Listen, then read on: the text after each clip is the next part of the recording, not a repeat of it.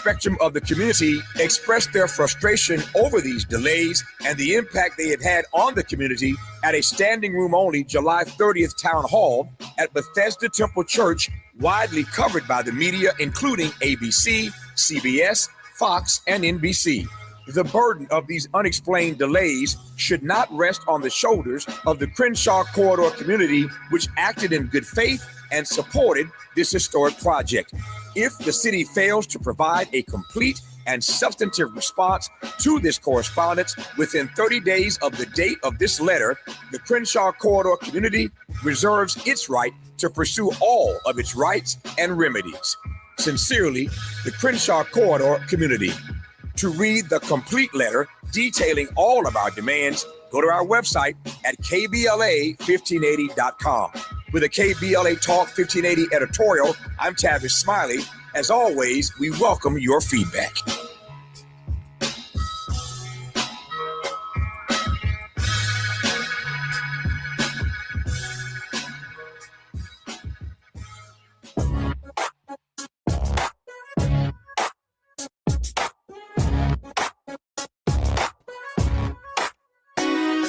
Jesse Jackson Jr. Show. The Jesse Jackson Jr. Show. The Jesse Jackson Jr. Show. The Jesse Jackson Jr. Show. Come on and talk with me. Come on and listen to me. Come on and talk with me. Come on and listen to me. Baby LL. I'm Jesse Jackson Jr. Welcome forward to the Jesse Jackson Jr. Show on KBLA Talk 1580. I have a quick editorial. Filed with prejudice. Brown versus the Board of Education began second Reconstruction. It is being ended the way the first one was, not by repeal, but by withdrawal. On August the 6th, in the United States District Court for the Western District of Louisiana, the Department of Justice and the Bossier Parish School Board jointly asked a federal judge to dismiss with prejudice a school desegregation case that had been open since 1964. The Attorney General of Louisiana called it a victory. The superintendent called it a monumental day, 61 years after federal supervision ended in a filing you could read in just 4 minutes. Let me define the terms, because in this case, the terms are the entire argument, and they're coming to a local school district near you. Unitary status is the legal filing that a district once segregated by law has eliminated the vestiges of that segregation, root and branch, in student assignment, in faculty, in staff, in transportation, in extracurricular activities, in facilities. Green versus County School Board gave those 6 factors in 1968. For 58 years, a district got from under one decree the only honest way, by proving that it had cured the disease of racial segregation. With prejudice means the case will never be brought again, not by those plaintiffs, not by their children, not by their grandchildren. Bossier Parish proved no cure. In July, the Fifth Circuit held in the Concordia Parish case that when the remaining parties agreed to end the legislation and the litigation, the district courts must let it go. That was a procedural holding. The court did not find that the effects of segregation had been eliminated. It found that no one was left standing in the doorway. No one was left alive. And who were the remaining parties in Bossier? Just the United States government and the school board. The parents who filed in 1964 are all dead. The children named in that caption, minors of the Lyndon Johnson, when Lyndon Johnson signed the Civil Rights Act of 1964, could not be located. That's the whole story. And it fits in one sentence. The decree was not satisfied. It was outlived. Look, 12 minutes down the road from the reasoning that did it, in Concordia Parish, Faraday High School is 92% black. Vidalia High School is 62% white. The record described black mold in the air conditioning, lead in the water, unsafe playground equipment. No court has said those conditions were ever remedied. The court said the doors closed when the last adult in the room stopped objecting. Nobody repealed Brown versus the Board of Education. Nobody has to.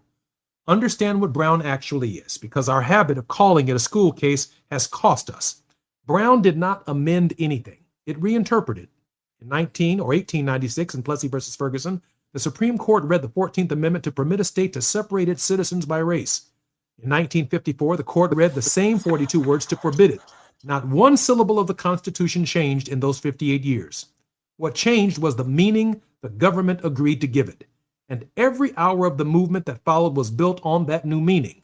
Montgomery, sit-ins, the Civil Rights Act, the Voting Rights Act, Title VI, Title VII, Title IX, fair housing, open contracting, the disability statutes, all of it stands on Brown's reading of the 14th Amendment. Brown versus the Board of Education began Second Reconstruction in the way that the 13th, 14th, and 15th Amendment began the first, which tells you exactly how Second Reconstruction ends, because we've watched the first one end already. The Reconstruction Amendments were repealed. Cruikshank, the Colfax case, the civil rights cases gutted the 1875 Act in 1883, but it was always Louisiana. Cruikshank in Louisiana, Plessy was Louisiana, Calais, the voting rights decision was Louisiana, and now Bouzier is Louisiana. Here's the mechanism, and here is why it outruns any one school district. Our rights extending instruments, decrees, consent orders, preclearance formulas, enforcement offices are built to expire.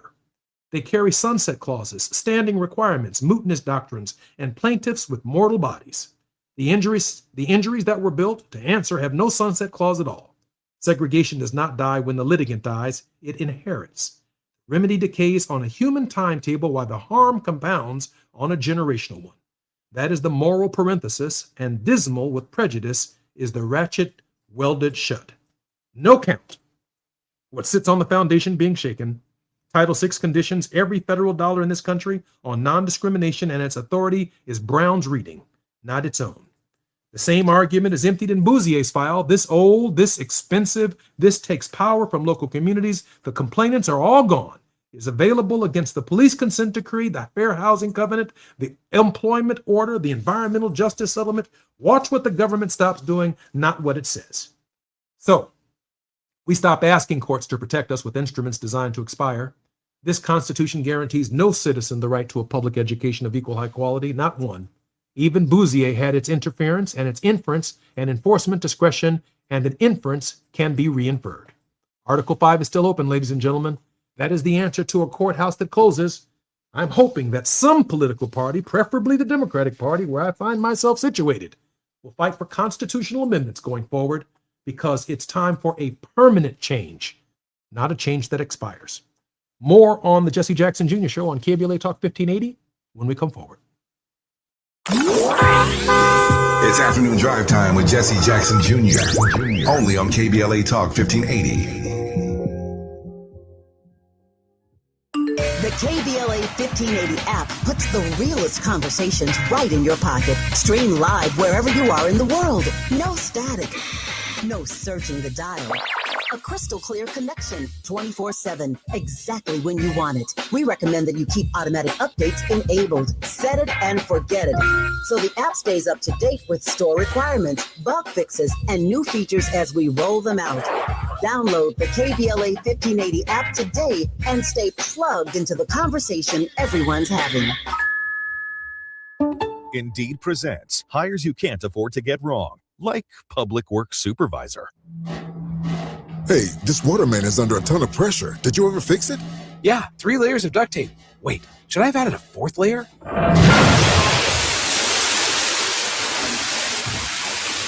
This is a job for sponsored jobs. This is what happens when you don't sponsor your job on Indeed. Next time, get matched with quality candidates with Indeed sponsored jobs.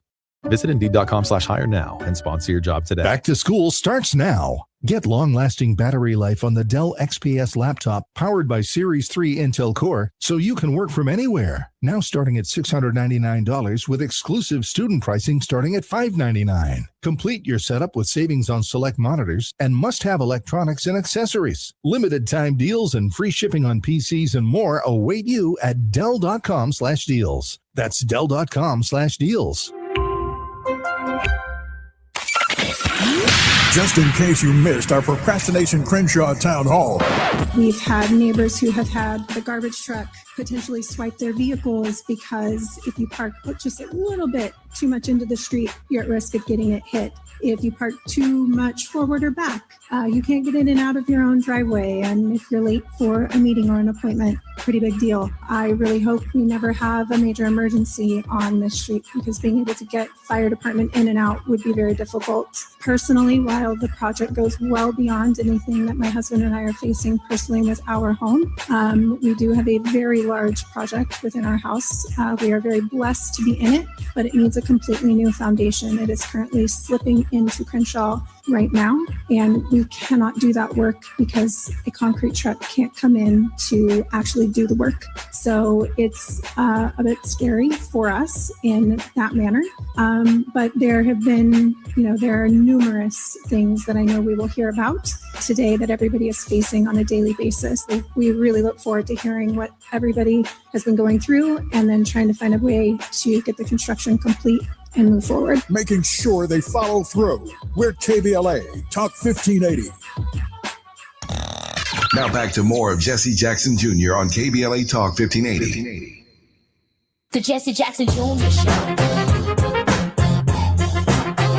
The Jesse Jackson Jr. Show. The Jesse Jackson Jr. Show. The Jesse Jackson Jr. Show.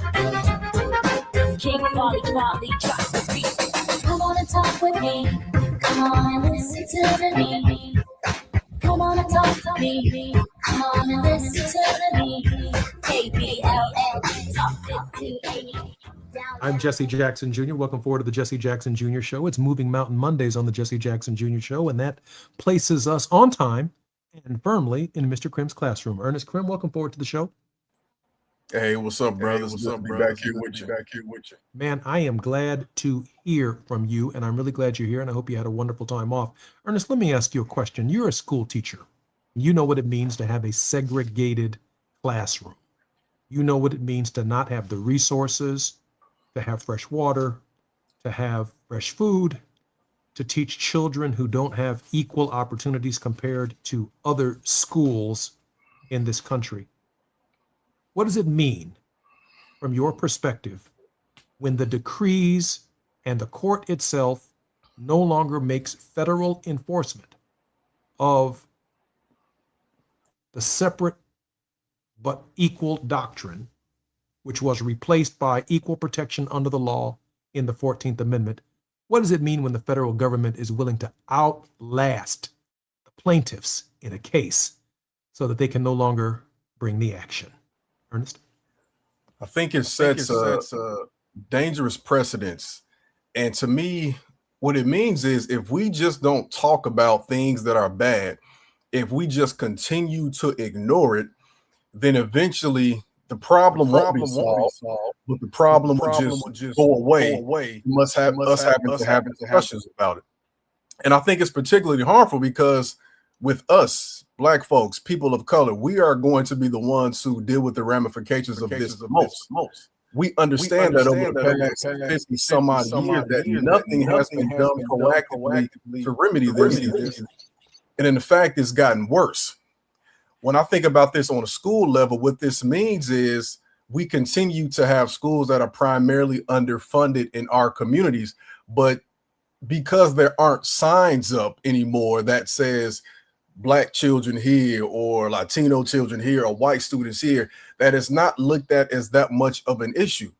But growing up on the south side of Chicago, I can tell you from experience that our schools are still suffering. This is not an issue of Black children needing to be in diverse spaces as much as it's an issue of Black children needing to have equitable funding. And I want people to really pay attention to what you wrote, because I think what this sets is a precedent that can continue for the next 50, 60, 70, 100 years, that says that issues like this that we bring to the forefront, albeit important, won't be resolved because they'll just wait it out for the person to pass away. And that's an unfortunate reality that we've been dealing with even since the origin of this case.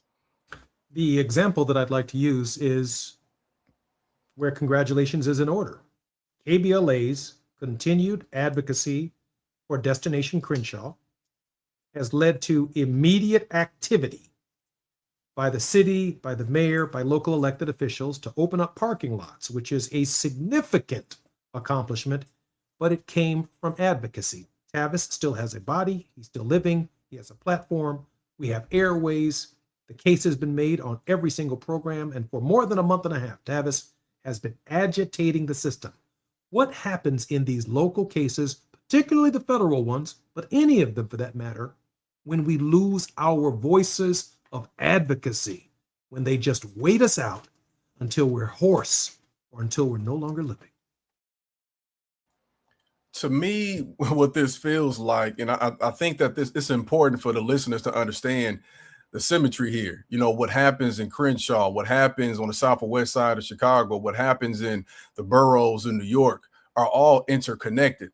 And on a grassroots level, for me, if we don't get the right people in school board elections, which are also coming up, just like we have congressional elections coming up, then we'll have we'll have people who are working against our interests, and they will cite things like this, or they'll have this to back them up and say that this is not necessary, or this is not a pertinent issue. If we don't continue, in my opinion, to find ways to have needs assessments and ways to highlight the gross injustice and lack of funding and divestment that our communities are facing, then we won't even have any proof to go to these different levels of government to show that this is a very pertinent issue. Again, y'all, when we think about segregation and through a current lens, I want you to think about the fact that so many Black folks throughout this country feel the need to cross different borders, whether it be suburban towns or nearby towns that are predominantly white, just so that their children can get an equitable education. And that should not be the case still. You know, I want to comment on this because there's a subtext to what KBLA has done in Crenshaw, and that's this: that they can outwait us so long that we ourselves adjust to the injustice. In this case, we have a Black mayor, we have Black elected officials in the Los Angeles area who control and theoretically run everything. But if we don't ask and demand that the schools be fixed, or that the streets be opened, or that the parking lots be restored, or that a fund be created to reimburse businesses for their losses because of a construction project that never commenced and everyone turned their back on, we can't blame white folks for that. That's like Black folk have adjusted to the way in which we expect services, and then we might as well just be a horse, and I do mean by horse, HOARSE, like as in a hoarse voice, not have a voice or be dead, and simply walk past the same problem every single day without raising a single question. I'll never forget in 1995 when I first ran for Congress, there were no barriers separating 45-mile-an-hour south Lakeshore Drive traffic from 45-mile-per-hour northbound Lakeshore Drive traffic. The physics of that say that if there's a head-on collision, that's a 90-mile-an-hour collision. And it happened. Jonathan got up every Saturday at Operation Push and over and over and over again demanded the T-rails between the northbound traffic and the southbound traffic. And to this day, those T-rails are still standing, separating northbound traffic from southbound traffic. We had plenty of Black congressmen, plenty of Black state senators, plenty of Black state representatives, but no one just opened their eyes and saw a profound problem that was center of our neighborhoods. Ernest? What you said is so profound to me because I think that it illuminates how we have to be aware of how politics work on every level, right? And even me, the beneficiary of this, and several and hundreds of millions of other people who traverse through this highway don't think about small things like that. I know I didn't. So now when I drive down there, I'm going to be thinking about just how important that is and just how important it is for us to look around where we are now and assess what has to be done and what must be done. Because like you said, we have grown adjusted to injustice. And I think that is one of the greatest crimes of living the segregated lifestyles we have, because we understand it has never been separate but equal. That has been the biggest lie of this whole thing. And one of the experiences that I had growing up that I often talk about is growing up on the far South side. I was bused to a community that was predominantly white and had better funding than the schools in my Black neighborhood. And although my mother especially hates that she had to make that decision and felt compelled to me, it opened my mind, though, because I wasn't limited to what my neighborhood showed me. Because oftentimes what I found while teaching is kids will think that all they see in their neighborhood or their block is all there is to life. Many of these kids wouldn't even have the opportunity or even imagine going to downtown Chicago or going to LA and just seeing, different walks of life. It's important because they have to understand that that's just not a product of destiny. That's a product of an intentional design. They were redlined to be kept away, and their tax money should, in fact, their money should be used to solve the issues that they face, and that cannot come unless they are exposed to something different, and that they are and if they are empowered to believe they can actually change it. And we're not just talking about the classroom. And I acknowledge the benefits and the privilege that I've had growing up in my home. By the time I was 18-year-old, I could fence, F-E-N-C-E. I was a fencer. I had wrestled. I had played basketball. I had played football. I was a martial artist. By the time I was 18 years old, I had been exposed in each of these sports and disciplines and more to a different coach that had an impact on my life. And I can walk into public schools today that don't have a single coach, that don't have a single program that exposes a child between K grade all the way to 18. And by the time they're 18 years old and ready for college, what's the conversation that dominated our discussion 2 weeks ago in the national news at Tuskegee Institute? Should we allow do-rags, and should we allow bonnets and pajamas in classrooms? Because none of that stuff right there we had to deal with when we were exposed to people from K through 18. Does that make sense to you, Ernest? By the time we came into contact with our teachers, things were different. And that came from fundamentally from exposure. Oh, for sure. I want to first elevate the fact that I just met a Black fencer for the first time in my life. I didn't realize that I knew a Black fencer. Saber and foil. That's amazing. I think about that so much because oftentimes when we think about what we want our kids to become, it doesn't always have to be a straight line. Like, we don't have to say we want our kid to, be this doctor, so we're going to only expose them to medical professionals and things like that. It's expose the kids to something different. And when we're talking about segregation, we're not just talking about people being literally segregated by race. We're talking a segregation of opportunity. And a segregation of being exposed to different things. We're telling our kids K through 12 to go to college and do this, but because they don't have the exposure to what they can become or what they can do to solve the problems in their community, oftentimes that vantage point and that imagination is limited. Because when you go to college, you're taking on all these loans or whatever else that may come with it. And we might have kids who aren't making it out of that four-year institution or maybe the community college because they weren't given a clear idea of what they can become.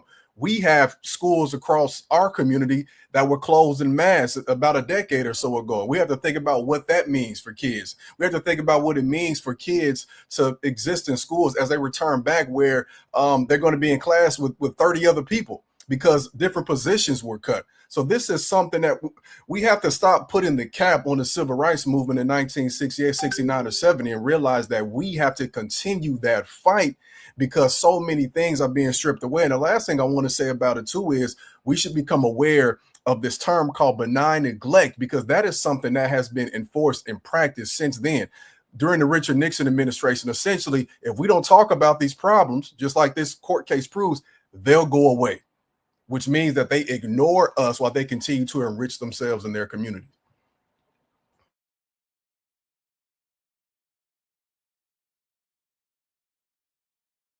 I'm Jesse Jackson Jr., You're listening to the Jesse Jackson Jr. Show on KBLA Talk 1580. Listen, if you were at the Bethel Church and you heard Tavis and you heard the case of the business persons who were present and you see the action, you should download the app. Dominique DePrima, 6 a.m. in the morning to 9, Tavis Smiley, 9 to 12, Jesse Jackson Jr., 10 to 2 on the West Coast. Nee Cordelai Corte, as well as Zoe, we're all here advocating and strengthening the case that Tavis has begun on behalf of this community. Support KBLA Talk 1580. Download the app. Stay in touch with what the community leadership is doing to make Destination Crenshaw a reality and a real economic engine in a community that could not be more deserving. I'm Jesse Jackson Jr. It's Moving Mountain Mondays on the Jesse Jackson Jr. Show. More on KBLA Talk 1580 when we come forward.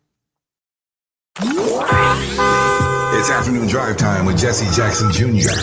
Only on KBLA Talk 1580.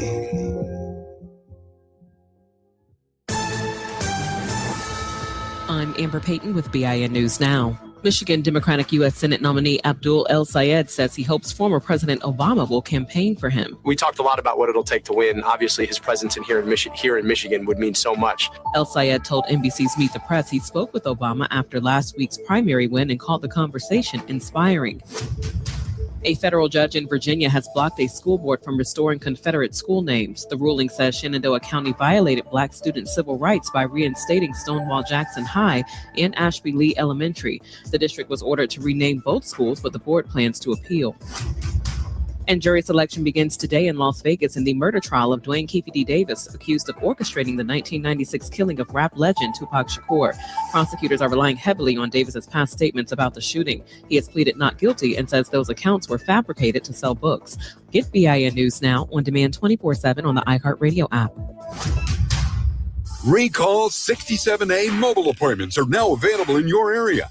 We come to you quick, easy, and under an hour. Complete the recall to get $500 plus a warranty worth thousands. Schedule today at Cummins.recall.com. This is the KBLA Sports Minute with Ray Richardson. The Dodgers have generated some sad numbers over the past 2 weeks. Their 4-2 loss Sunday at Arizona capped a 1-5 road trip. The Dodgers are 1-8 in their last 9 games, and they are 5-10 since hanging out with Trump at the White House on July 23rd. The Dodgers are back home tonight to start a 3-game series against the Kansas City Royals. The Rams expect to have an answer later this week from defensive tackle Aaron Donald on whether he's coming out of retirement to rejoin the team. The 35-year-old Donald has been working out at the Rams facility. Rams head coach Sean McVay has not put a deadline on Donald to make a decision, although it appears Donald is getting close. The 10-time Pro Bowler retired after the 2024 season. NFL sources claim Donald wants to be sure he can play at a high level before telling McVay he's ready. Stay tuned. No debates, no speculation, just the info you need. That's your KBLA Sports Minute. I'm Ray Richardson on KBLA Talk 1580. You can't fix what you won't face. And we face it every day. This is KBLA Talk 1580. We've got a lot to talk about. Hi, I'm Zoe Williams, a.k.a. the voice of reason, encouraging you to join me weekdays from 7 to 9 p.m. for the world's most intriguing relationship radio roundtable. Every night, I facilitate and encourage our loyal listeners to participate in the most engaging relationship discussions you'll hear anywhere. So make it a point to rendezvous with me, Zoe Williams, the voice of reason, Monday through Friday, 7 to 9 p.m. Pacific Standard Time. Trust me, your relationships will never be the same. The VOR is on fire tonight. Unapologetically progressive. KBLA Talk 1580. We've got your black. This summer, the Honey Pepper Pimento Chicken Sandwich and Pineapple Dragon Fruit and Sprite are back at Chick-fil-A. Girl, it's back. We've been waiting. I love that honey pepper pimento sandwich. And that pineapple dragon fruit and Sprite is everything. It's got that razzle dazzle that makes you stop and say, okay, wait a minute. I love the creaminess of the pimento cheese. It's savory, it's bold, it's flavorful. Our faves are back. I saw, girl. Which fan favorite will you choose? Real customers paid for their testimonials.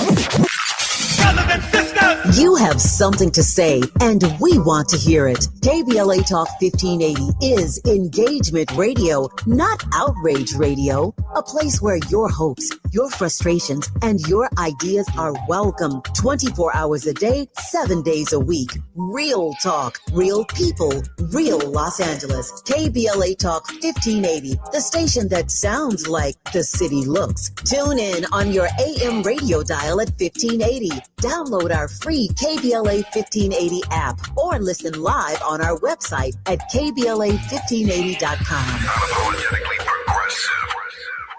At Charmin, we heard you shouldn't talk about going to the bathroom in public, so we decided to sing about it. Charmin Ultra Strong. You can use less, better than the rest. Charmin Ultra Strong. Your booty past the clean test. Salmon weave texture, it's the best. Study up, teach a lesson on fresh. Your booty past the clean test. Yes, sir. Charmin Ultra Strong.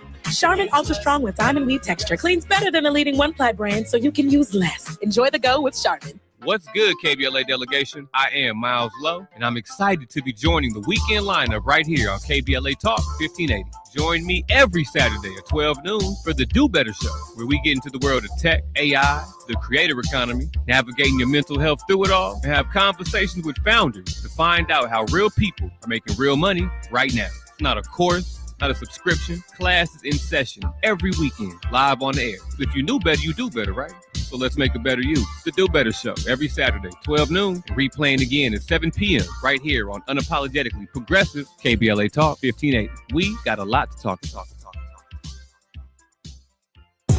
Ready for a weekend reset?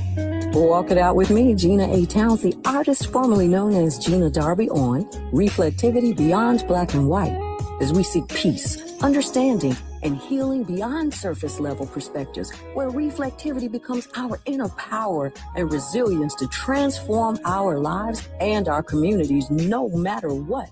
Meet me and my crazy cool guests. Join the Reflectivity family movement as we make sense of it all. Every bit, every morsel. We're going to nourish the mind, body, and soul unapologetically right here on KBLA Talk 1580. Every Saturday, 2 and 8 p.m. on the West Coast, 4 and 10 in the Midwest, and 5 and 11 on the East Coast. It's time for Reflectivity Beyond Black and White. It's not only hot, it's sizzling, and we're cooking.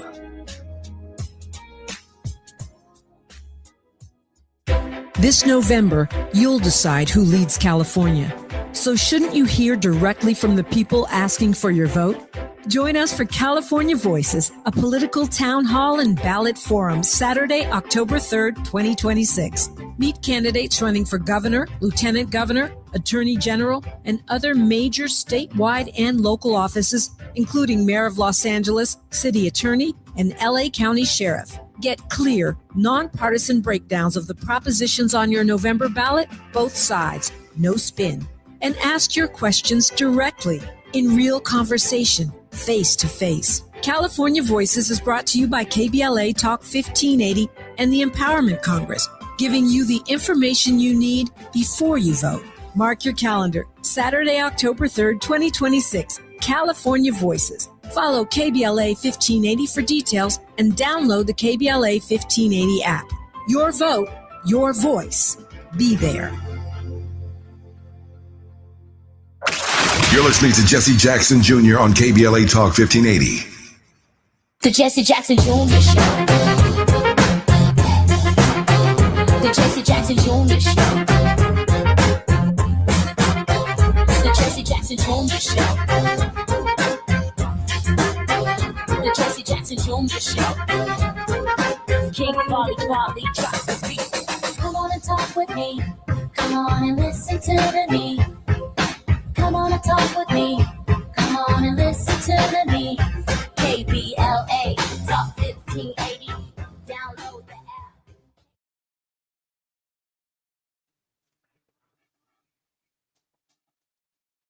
I'm Jesse Jackson Jr. Welcome forward to the Jesse Jackson Jr. Show on KBLA Talk 1580. I was smiling from ear to ear. Creator of the Jesse Jackson Jr. Show, Miss Gina Towns, has her own show on KBLA Talk 1580. It is on Saturdays, and she has a new commercial that advertises her show. It's called Sizzling Saturdays, and I hope everyone within the sound of my voice will tune in to hear and listen to Gina's amazing guests. So grateful to Gina for the way in which she's structured our show. 8 hours of content every single week, Monday through Thursday, which very, very capable hosts, one of whom happens to be none other than Ernest Krim on Moving Mountain Mondays, Emmy-nominated producer, public teacher, anti-racist educator, hate crime victor who uses Black historical narratives to empower and educate through a culturally equitable lens. Mr. Krim is a South Side of Chicago native and a University of Illinois at Champaign-Urbana graduate. He has created content for companies such as HBO, Hulu, Disney, Paramount, and the History Channel. Additionally, he is the CEO of Krim's Cultural Consulting, LLC, international speaker who's spoken at Harvard and the University of Chicago, Microsoft, Colin Kaepernick. He's the author of a number of books. Ernest, welcome forward to the show. Thanks again for having me, brother. Ernest, how can we support your work? Oh man, that's a great question. And I'll try to keep it as brief as possible. I will say initially, some of you all know I've had some issues with Meta over the past year or so. I'm back on Instagram, but I would say that the best way to support me now is to ensure that you are signed up for my Substack newsletter at Krim's Class, because that way, if anything else happens, we can be in touch. And if you are able to, you can become a paid subscriber to my newsletter for only $5 a month. And if you have any work available you at schools, you need a speaker, consultant, of course, hit me up at ErnestKrim.com. We all have a problem with Meta, by the way. I can't explain why my stuff doesn't get shared, why it gets shut down, or why I find myself in some kind of Facebook jail on the regular, but we keep it real and we keep it moving. Ernest, a major setback for education. We talked about it in the first hour. I know that you read the editorial before I delivered it here on the program. Was it insightful? Did it provide some sense of the structure of what the problem is going forward? Oh, for sure. And I was explaining this to our producer, Gina, that that's something that has not come across my timeline. So what you provided for us was very important. There is so much going on. I know we say that a lot, but it's a lot to keep up with, which explains again and reemphasizes why KBLA and your radio show is so important, because we have to be aware of these things. Whether we are aware of these political decisions or not, we will still be impacted by it, which is what I always explain to people. Whether you know history or not, you are still impacted by the failures and the successes of the past. So this is something that we have to make sure our communities know. And also, too, the importance, like we said in the previous half hour, about mobilizing around these issues that impact us from Crenshaw to Chicago, New York, Philly, and beyond. Ernest, these Supreme Court cases are devastating. And every one of these federal cases, from my perspective, I might be on the 10, I might be on 118 or the 110 in Los Angeles right now. And I might be saying, what the hell does a desegregation case in Louisiana have to do with me? Now, pay close attention now to the argument that I made earlier, that the Calais decision, the Voting Rights Act decision, was decided where? Out of Louisiana. Take and pay close attention to what's taking place in the state of Louisiana, because Cruikshank was a decision that limited federal enforcement in the states. It too came out of Louisiana. What else came out of Louisiana? Plessy versus Ferguson. Separate and unequal came out of Louisiana. And now Bouzier is coming out of Louisiana. And while Louisiana may be a wonderful time in New Orleans to have a great time and a great party once a year, or whenever we all go down there and do our thing for the Essence Festival. The politics that come out of federal cases from Louisiana have a detrimental effect on the caliber and the quality of education in every single state in the union. That's why we are highlighting what's taking place in Louisiana in the last week, right here on KBLA Talk 1580. What's important about this framing is we have to remember what happens in Louisiana, what happens in Mississippi, California, Illinois, impacts us all. And we have to also keep in mind that oftentimes these Supreme Court cases or these trials, these are things that can be staged as to with the intention and goal of making a precedent at the Supreme Court level. I think for me too, I'm reminded of how, even connecting this to the Crenshaw conversation, there's a lot happening with these decisions. And schools, the back to school season is right here. We have to find a way to make sure our communities, of course, school would be a great place to do this, but our educators are inundated with so many curriculum goals and things like that. But we have to make sure our communities are aware of what has changed, if not just this year, but the past almost 2 years now, and how this will impact us.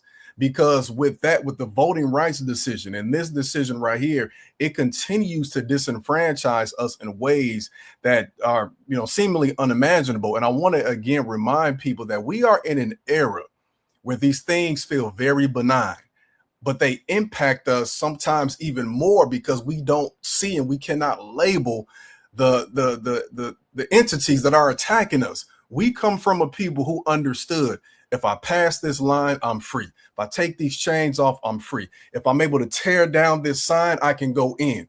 But some of those same forces exist today, but it's a lot more difficult for us to attack it because we don't see the label. We have to begin to name these things clearly for the people in our community so that we can mobilize around these issues, if not for anything, for our kids. I know we're coming forward in just a minute, but I got to take this opportunity just to bring to everyone's attention something very important, and that's this.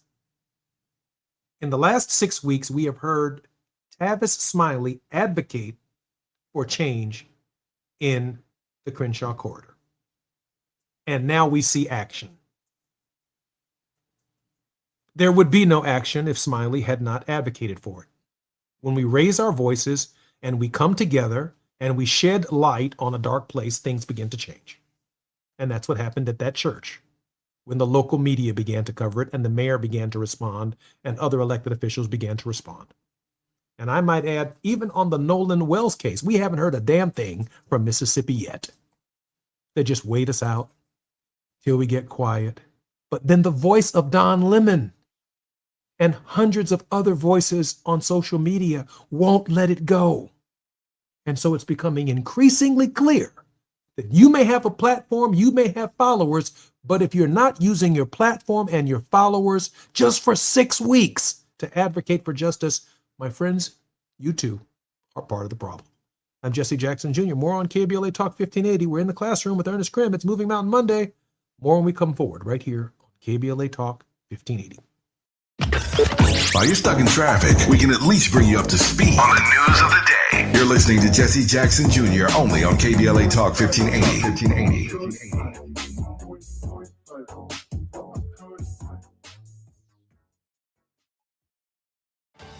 Someone had a birthday. Yep, 50. Can't believe it. 50 years of wisdom. Great segue. We have a health reminder from the CDC. Pneumococcal vaccination is recommended for adults 50 or older. Says here, we're over 6 times more likely to be hospitalized with pneumococcal pneumonia than adults under 50. I don't love those odds. Same.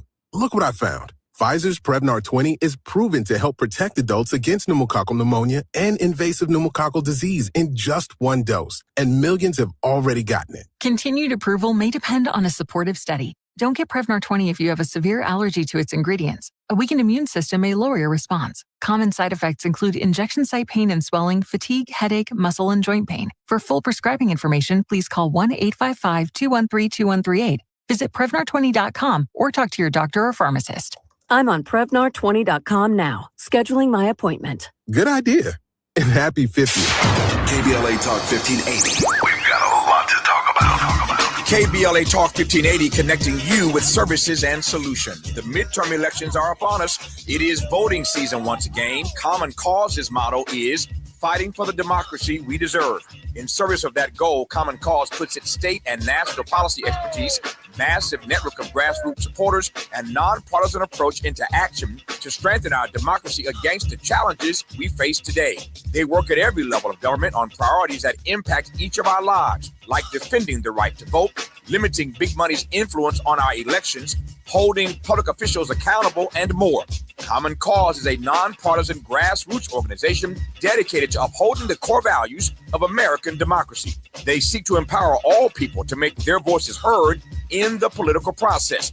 This election may be the most important one ever. If you'd like to make a donation or volunteer in service to the Constitution, please visit commoncause.org. That's commoncause.org. This is a community call to action from KBLA Talk 1580.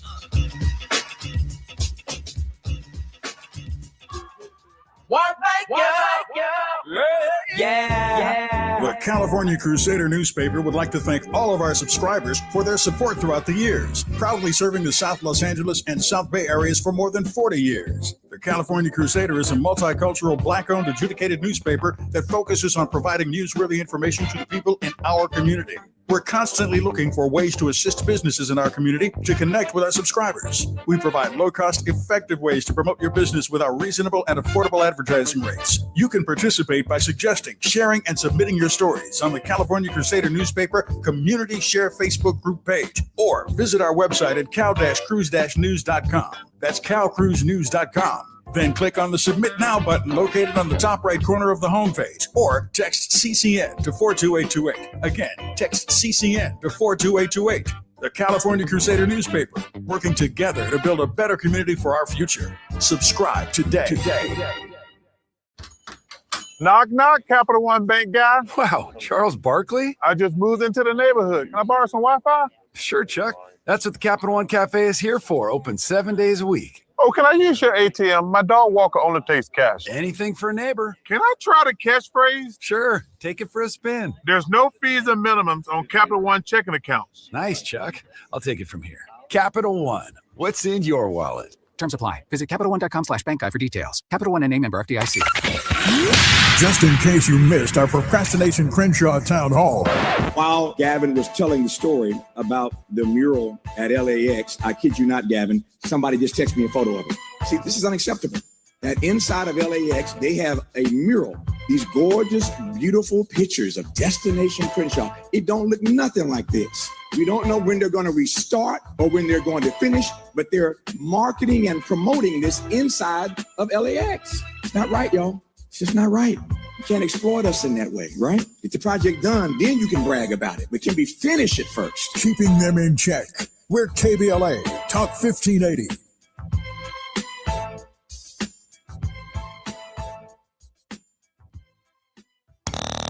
Now back to more of Jesse Jackson Jr. on KBLA Talk 1580. The Jesse Jackson Jr. Show. The Jesse Jackson Jr. Show. The Jesse Jackson Jr. Show. The Jesse Jackson Jr. Show. Kick, volley, drop the beat. Come on and talk with me. Come on and listen to the beat. Come on and talk to me. Come on and listen to the beat. KBLA Talk 1580. Download the app. I'm Jesse Jackson Jr. Welcome forward to the Jesse Jackson Jr. Show on KBLA Talk 1580. It is Moving Mountain Mondays. In the next hour, Reverend Teresa Terry Hord Owens is our regular contributor on The Faith Not to Fall. I want to talk with Terry today about definitions. Why rich people get tax breaks and don't have to do anything for them, but poor folks have a work-study program and they call it welfare. Both federal benefits, both come from the federal government. But for rich folks, it's called a tax break. But for us, whenever we get a break from the government, we have to work even harder just to earn the break that we get. We'll talk about that in the next hour. But in this hour, Ernest Krim is our regular contributor. And I'm particularly honored that Ernest Krim is our contributor on Moving Mountain Mondays in the classroom with Mr. Krim. Mr. Krim, welcome forward to the show. Thanks again for having me, bro. Ernest, let me ask a question. What are parents saying in this environment? What are they saying, Ernest? You know, I think that the overwhelming feeling that a lot of parents have right now is a feeling of being just what I said, overwhelmed. It's a lot to have to grapple with. I was just in conversation with a principal and administrator about a week or so ago in the Chicago public school system. And her concern as a parent and administrator was the fact that they didn't know if they were going to have their budget in time for when school returned. And because of that, you know, their teachers and administrators weren't going to be able to have their typical inflation raise, right? And then also, too, the issue of, are my children going to then have everything and everyone they need when school returns, right? There are some schools now across the country, Chicago, beyond, where they'll also be losing because of the population drop or decline, assistant principals, for example. So I think for parents, especially you think about the summertime, you have your kids for, 2.5 months straight, and now you want to get them back into the routine of going to school. The question is, the concern is one of being overwhelmed, but the question also too is how much of this school dynamic is going to change for my kids, and also too how much of what's in place right now is actually going to help our kids, considering the political climate. Because with all of that even being said, you have a lot of social services being cut, and who's going to be responsible for solving that issue? Local PTAs, for example. But you also have a demographic who's losing jobs more than any other population right now. You know, Ernest, I'm thinking that given this date in August, that parents are dropping their children off for school, that they are trying to get things together to ensure that their child has a first day of class that is memorable, that is thoughtful, and that prepares them for a future that, who knows, their parents may not live to see. But there's a lot of love, there's a lot of prayers being offered right now for families in this environment, hoping that ends are met, parents going to work, not wanting to worry about what's taking place at schools. And the burden then shifts really, again, to teachers, to coaches, to others, not only to educate, but in some cases, to provide basic things to students that they should have learned at home. What does today's student look like entering class in 2026? Oh man. We have a group of students who, in my mind, are recovering from a generation, we're talking Gen Z, Gen Alpha, where they were giving a very powerful tool at their disposal without any regulation or regard. And we're talking about cell phones now. There are various states across the country now, including Illinois, where students are coming back to school now where they won't be allowed to have these tools anymore. We, in my mind, sacrificed our kids' mental health and their ability to socialize properly because we gave in too quick. As adults, we have a hard enough time stopping ourselves from scrolling. What did we think was going to happen from 2012 to 2026 or even beyond that for some places where we just give it to kids without any regulation, right? So we are in a process now of not just making sure our schools and communities are aware of what's happening politically, but we have to also re-engage our kids on basic social skills and what it means to be in a social setting. What does it mean to connect with your peers? What does it mean to teach, to treat people right and not as if you are an anonymous person in a comment section? So that's another burden because the 12 years I was in the classroom, to me, compared to when I was a student, and this is the only thing I can compare it to, but those 12 years felt like 24 because I wasn't just teaching. I had to manage all of the other issues that came along with having 20 to 30 kids also engage with the outside world while I was trying to create my own utopia in the classroom. But I am grateful that they will exist in some places in an environment now where they can actually focus on the issue and begin to rebuild. But for our kids who are in the last 15 years or so caught within this social media experiment, we have a lot of work to do to help them out moving forward. A New Mexico court ordered Meta to pay an additional $567 million, bringing the total penalties to $942 million over findings that the platform harmed youth mental health. So these students are coming. The students are coming to classes with their Facebook pages and with their Instagram pages, posting and not necessarily reading or studying. They're developing how to use their thumbs, but they're not developing critical thinking skills. And now some of the states are fighting back with a crib. Yeah. I would just propose to people who are listening now, I'll never forget one year. I would say this probably was 2021. It was my last year in the class. And I would always have my kids do like a Who Am I project where they would have to create a collage or things like that. And there was a couple reflection questions at the end. And I had one student, she was a Black female student, so probably about 16 or 17 at the time. And she put in her reflection that she attempted, suicide over the summer.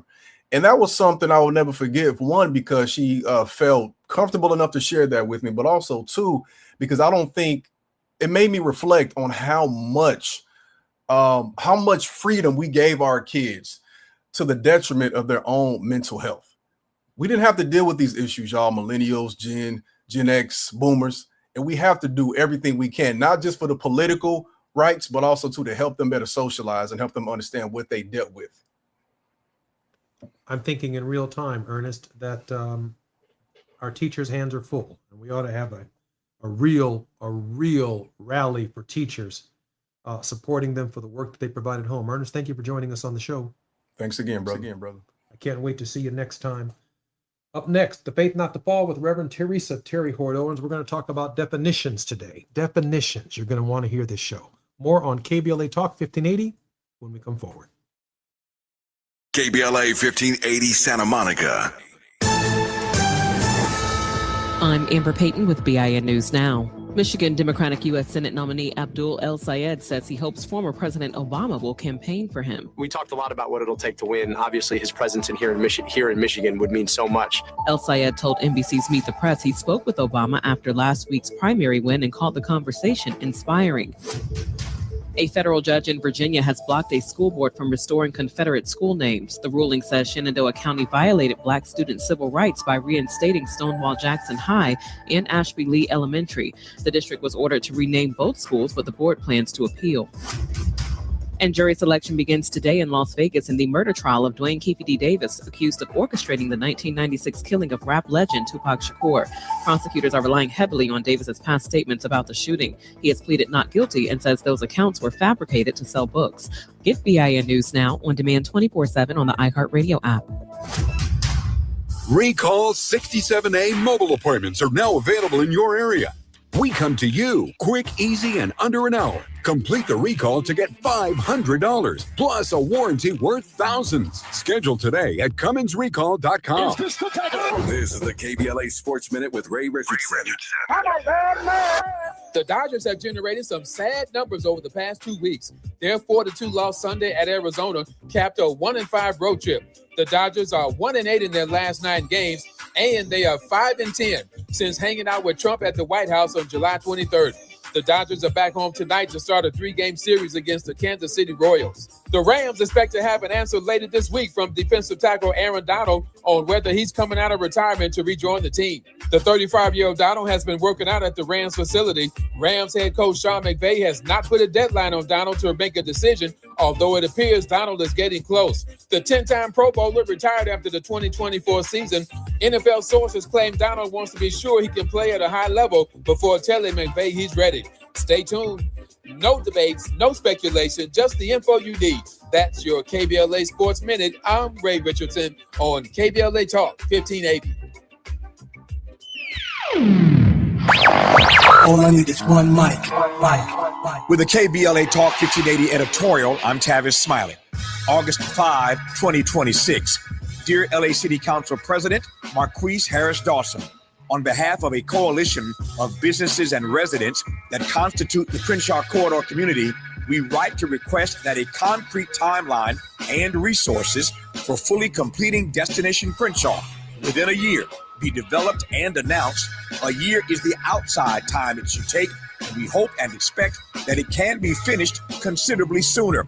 We also request the immediate establishment of a business interruption relief fund for the merchants, entrepreneurs, churches, and property owners who have borne the disproportionate economic burden of the prolonged delays associated with the Destination Crenshaw project, and a resident relief fund for the residents of the corridor who have been most adversely affected by the prolonged construction and delays associated with this unfinished development.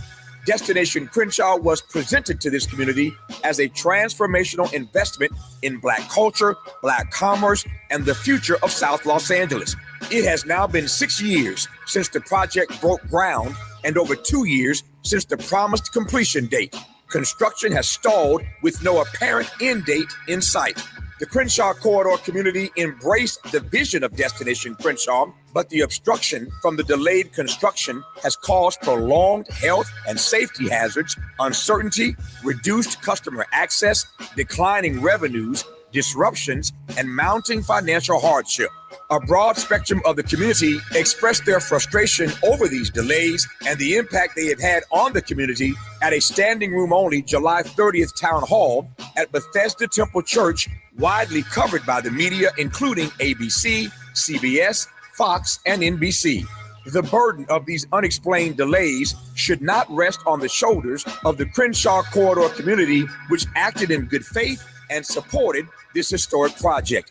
If the city fails to provide a complete and substantive response to this correspondence within 30 days of the date of this letter, the Crenshaw Corridor community reserves its right to pursue all of its rights and remedies.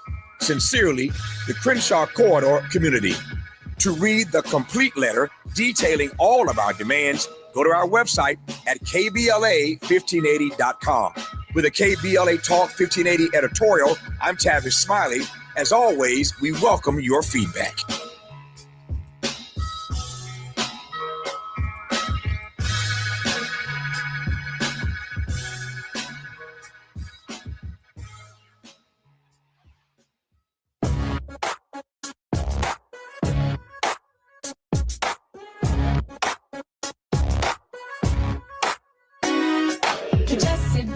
Jr. Show.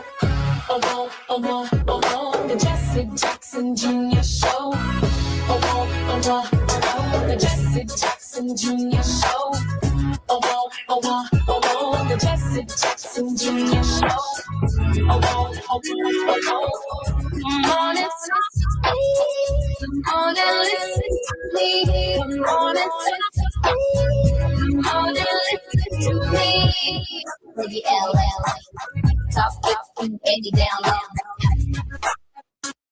I'm Jesse Jackson Jr. Welcome forward to the Jesse Jackson Jr. Show on KBLA Talk 1580. We are in the Faith Not to Fall with Reverend Teresa Terry Ford Owens. More with Terry in just a moment. But I want you to listen to this really carefully. The same check, two different names. Listen. The same check, two different names. Begin with the definition because definitions are where the power hides. A tax expenditure is a payment the federal government makes by declining to collect. A deduction, an exclusion, a preferential rate. The money never leaves the treasury. So it never looks like a check. So it never acquires the smell of charity. It is spending that has learned to hold its breath. This is not coinage. Definitely not my own. It is the government's own. Stanley Surrey, Assistant Secretary of Treasury under Lyndon Johnson, gave us the term to make a plain point. When Washington forgives $1 of tax to encourage a behavior, it has spent that dollar as surely as if it had mailed it. Congress agreed. The Congressional Budget Act of 1974 requires the Treasury to publish a tax expenditure budget every single year. It runs well past $1 trillion. It is printed. It is public. It is unread. So this country operates two systems of federal assistance, and the difference between them is not the money. And I certainly hope new members of Congress are listening closely. It is the vocabulary. Because so much of who you will be as a congressman is largely determined by your understanding of this point right here. For the wealthy, they call it incentives. For the poor, they call it welfare. Only one of them is asked to prove it deserves what it gets. Now, the second definition is one that matters. A work requirement is not a work program. It is a documentation requirement. It does not create a job, fund a job, train anyone for a job, or place anyone in a job. It creates a form. Beginning January 1st, 2027, some 20 million adults in Medicaid expansion states must demonstrate 80 hours a month of qualifying activity to a state portal on a schedule without error or lose health coverage. The Congressional Budget Office estimates 4.8 million people will lose coverage from this provision alone, and that estimate was made before the June rule narrowed the definition of who counts as too sick to work. Consider what is never being asked of the other system. No one claiming the mortgage interest deduction submits hours. No one taking a preferential capital gains rate documents community service. When a state passes and the step up in basis erases a lifetime of untaxed depreciation, no caseworker calls to verify engagement. The heir does not volunteer. The heir does not have to. And here's the part that ought to stop us cold. Our tax code already taxes work harder than it taxes ownership. Wages are taxed at ordinary rates and hit the payroll taxes besides. Income earned by holdings, capital gains, carried interest, inherited depreciation is taxed lower, later, or never. We have built a code that penalizes labor and privileges property. And then we turn to the people we tax most heavily and inform them that their health care is contingent on their labor. We tax the worker, subsidize the owner, and then demand work of the worker as a condition of mercy. I've argued this before and I lost. In 1998, Congress attached a community service mandate to public housing, 8 hours a month from residents already living on the margin. I opposed it. I said that the government, which cannot supply the job, has not earned the right to demand hours. I, in fact, called it slavery by another means. 28 years later, the same premise has been laid on top healthcare. The intervening decades have supplied the evidence I did not have at the time. Arkansas ran this experiment in 2018. Roughly 18,000 people lost coverage. A federal court examined the record and found that the losses came not from idleness, but from paperwork, from porters that failed, notices that did not arrive, portals that did not work, and rules that assumed a reliable phone, a stable address, and an internet connection. The state did not discover a hidden population refusing to work. It discovered that eligible people cannot always prove they are eligible. That is the whole design. Ask the defenders of this policy how many enrollees already work, and they tell you correctly that most of them do. But if most already work, the requirement is not moving anyone into employment. It is filtering out the people least able to navigate a bureaucracy. The sick, the unhoused, the caregiver, the shift worker whose hours change every week. Benefit that must be continually earned is not a right. It's called probation. We've decided, without ever debating it, that some Americans hold their citizenship outright and others hold it on parole. The tax expenditure budget is the ledger of the first group. Medicaid is becoming the payroll file of the month. Both are federal money, and only one is asked to write a report. I'm Jesse Jackson Jr., The Faith Not to Fall with Reverend Terry Horn Owens. We're going to be discussing definitions when we come forward right here at KBLA Talk 1580. It's afternoon drive time with Jesse Jackson Jr. Only on KBLA Talk 1580. The KBLA 1580 app puts the realest conversations right in your pocket. Stream live wherever you are in the world. No static. No searching the dial. A crystal clear connection 24/7, exactly when you want it. We recommend that you keep automatic updates enabled. Set it and forget it. So the app stays up to date with store requirements, bug fixes, and new features as we roll them out. Download the KBLA 1580 app today and stay plugged into the conversation everyone's having. Indeed presents hires you can't afford to get wrong, like public works supervisor. Hey, this waterman is under a ton of pressure. Did you ever fix it? Yeah, 3 layers of duct tape. Wait, should I have added a 4th layer?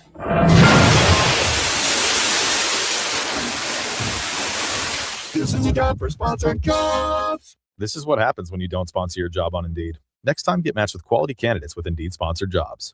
Visit Indeed.com/hire now and sponsor your job today. Back to school starts now. Get long-lasting battery life on the Dell XPS laptop powered by Series 3 Intel Core so you can work from anywhere. Now starting at $699 with exclusive student pricing starting at $599. Complete your setup with savings on select monitors and must-have electronics and accessories. Limited time deals and free shipping on PCs and more await you at Dell.com/deals. That's Dell.com/deals. Just in case you missed our Procrastination Crenshaw Town Hall.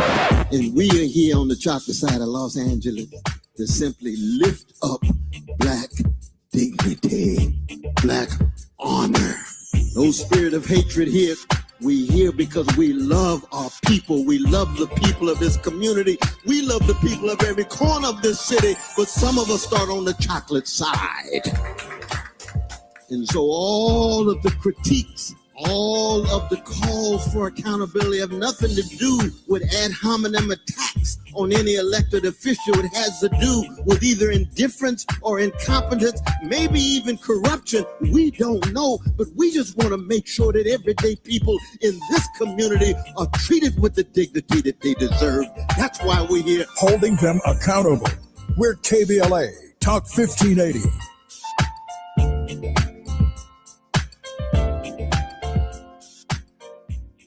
Are you feeling the heat? LADWP can help you stay cool this summer and save money. Through the Cool LA program, eligible customers can receive instant rebates of up to $275 on new portable, window, and wall air conditioners. Shop the Cool LA Marketplace today and beat the heat and save. Learn more and apply at ladwp.com/cool-LA. That's ladwp.com/cool-LA. Now back to more of Jesse Jackson Jr. on KBLA Talk 1580. The Jesse Jackson Jr. Show. The Jesse Jackson Jr. Show. The Jesse Jackson Jr. Show. The Jesse Jackson Jr. Show.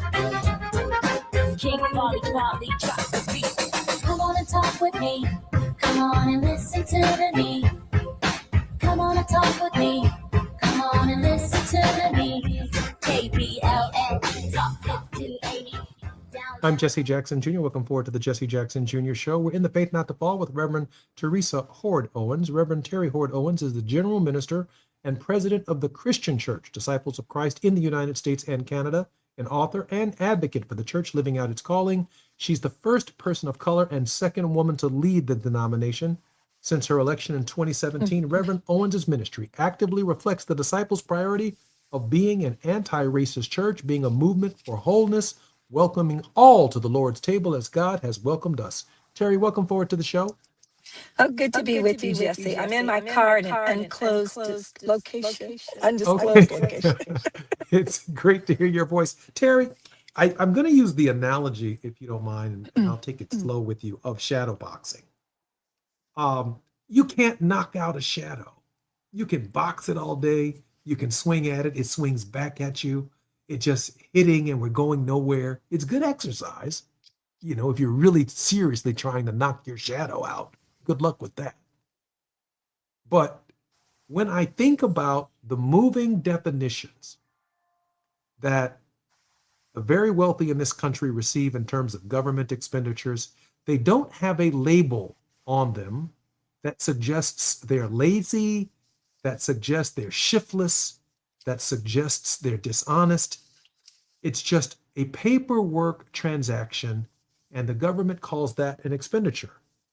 But when it comes to our Medicaid dollars, when it comes to our housing benefits, same federal government, same Treasury Department, they tell us we need to volunteer 80 hours a month to receive our health benefits on top of whatever job we're already doing.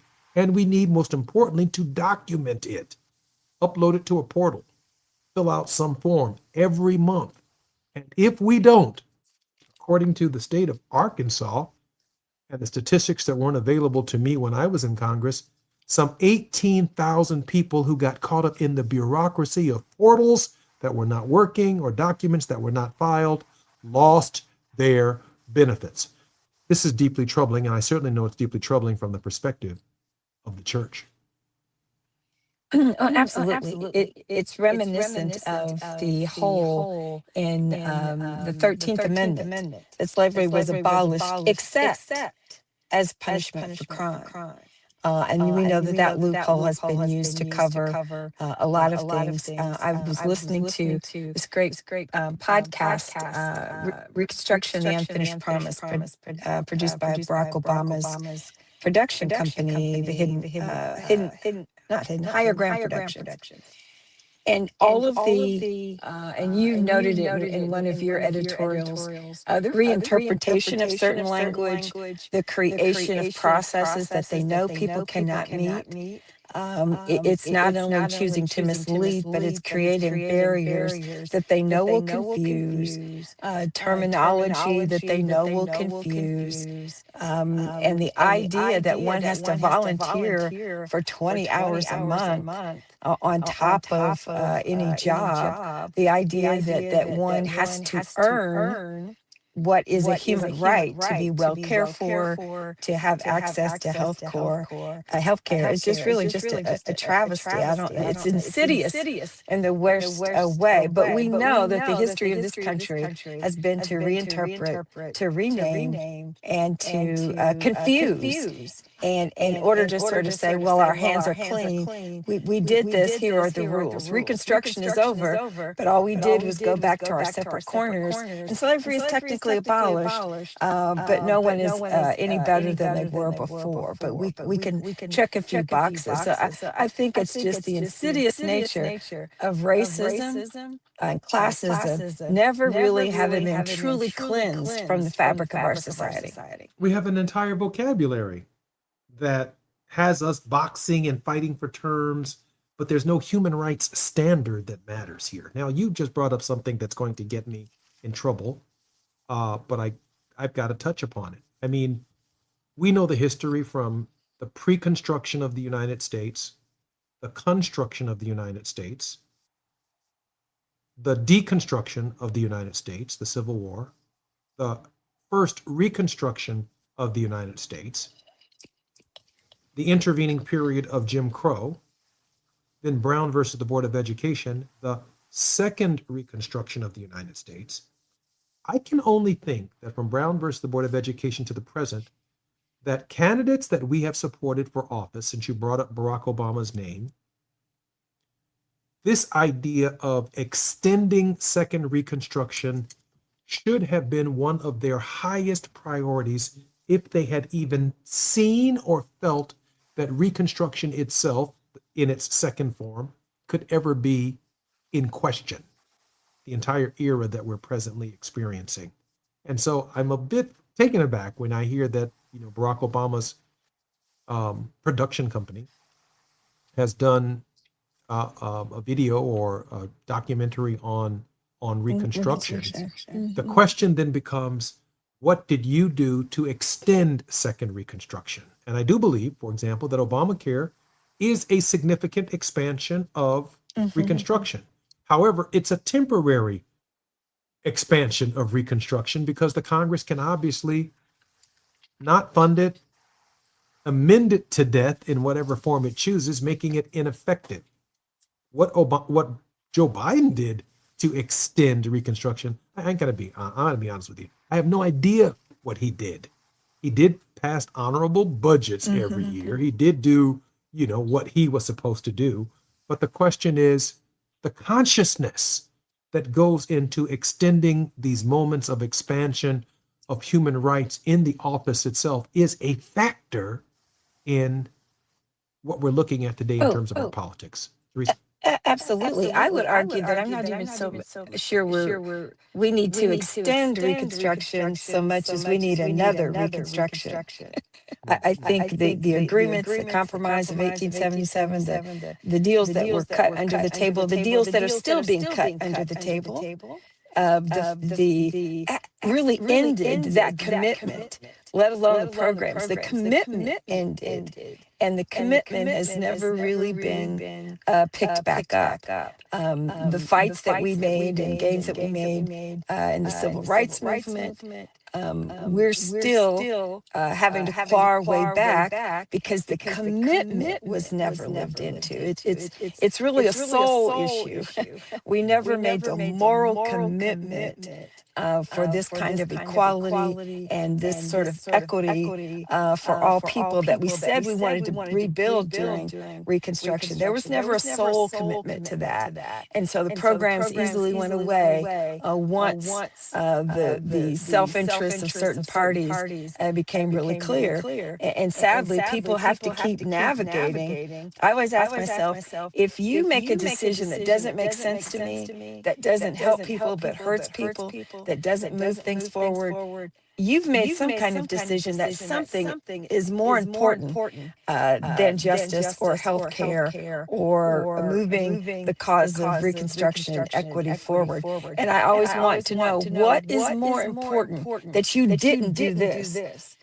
What's more important that allowed you to either keep your mouth shut or not be active? Something is more important, and I think we need to ask our elected officials, what is more important if you're not doing those things that we need you to do in our community? You're making a decision that something is more important, and I'm afraid that we won't like some of the answers. In a real sense, we've seen some of that behavior in Crenshaw, in Destination Crenshaw, where African-American elected officials have adjusted to the status quo because they've not heard or experienced the heat of our demands that it change.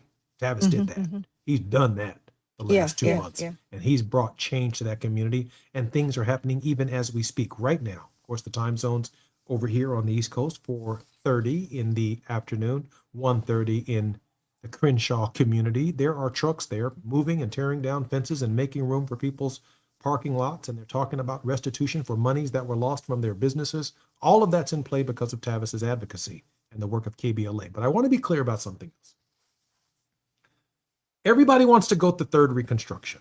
I've debated and had great discussions with Peniel Joseph on this conversation. I know Reverend William Barber has done some amazing work in the third Reconstruction space. But there's always this intermittent period between construction periods in the United States, and they are violent. They're called Jim Crow. How long Jim Crow lasts, from 1877 or 1896 to 1954, however we want to calculate it, it was violent. And the sentiment of the American people came to a crescendo in the civil rights movement when the American people saw the nature of the violence. And when they saw it, it then inaugurated a sympathy and even an empathy that would lead to a third Reconstruction. I'm sorry, we just don't go to third Reconstruction. In fact, it's heading in the opposite direction. People are saying that you Negroes have made enough progress, you've made enough this, everything is equal, you've elected a black president of the United States. We don't need a third Reconstruction. We just need to make everything equal, take it out of the books, get rid of the history, let's just keep living. But now we see Nolan Wells. And of course, we saw George Floyd, and we saw Trayvon Martin. We saw what it represents when we no longer have a government pushing the statutes in a direction that provides security for people. So we're going to go through some form, very violent, very mean period of Jim Crow in order to develop the national sympathy for what must be done to keep the Union together. I think that's the pattern, Madam President.